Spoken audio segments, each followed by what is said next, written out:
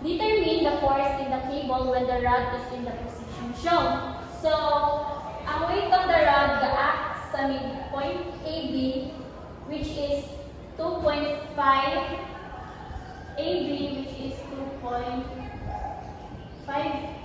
feet. Bali, dito nga ang 5 feet. So, ang vertical component kay 15 pounds, which is mag-act siya downward. So, dili umutang ang 15 pounds. So, since ang B ay vertical, so ang reaction niya is pa-horizontal. So, horizontal na po siya. Then, i-ano na po siya ganyan B. And then, so proceed na ta sa pag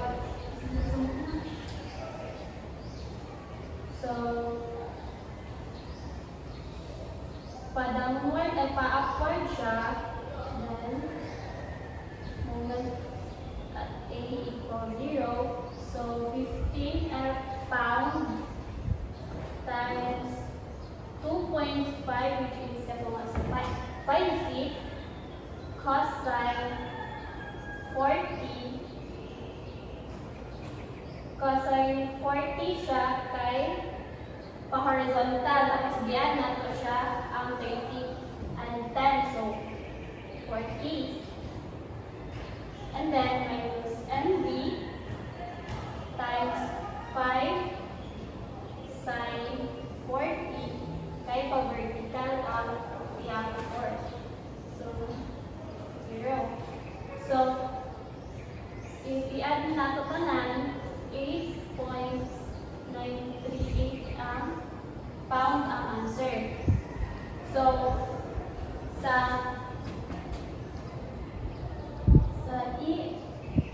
EFX, so T cos 10 equals 0 and B equals 0. So, T cos 10 minus 10, B is 8.938 pounds. So, the calculation is 9.076 pounds. So ang Y is upward. Dili ang Y pa-upward siya. Then, so, upward, Y, 0. So, AY minus 15 plus T sin 10. So, if i-calculate na to, may mo siya 15.17 pounds. 17. So, question is, why is the cable tension necessary for the rod's equilibrium? So, ang tension kay necessary din siya kay mag-interact ang moments of force na nag-act sa rod AB para mag-maintain ang equilibrium. Determine the horizontal and vertical components of reaction at the pin A and the reaction of the pin at C. So, ang force acting vertically at point A is 4 kN, and a beam supported at A, which is a pin support, and C is a strut or inclined member. So, ang distances niya is 1.5 meter from A to C, and 1.5 meter from C to B. So, ang A pin support, we assume na AX is horizontal reaction at A and AY vertical reaction at A. Then sa C, FX horizontal and FD vertical. So first, kaon sa nato yung force components. So pagkuha sa force components is theta is equal to arctan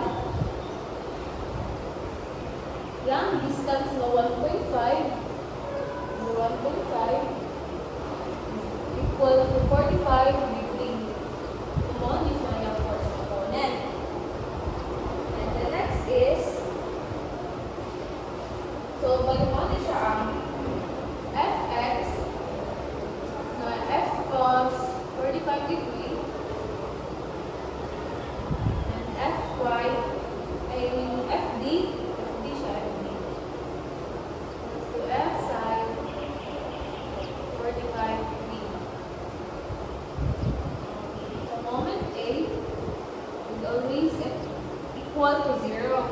So FD times yung distance na 1.5 plus 4 kilonewton times the T equal to 0.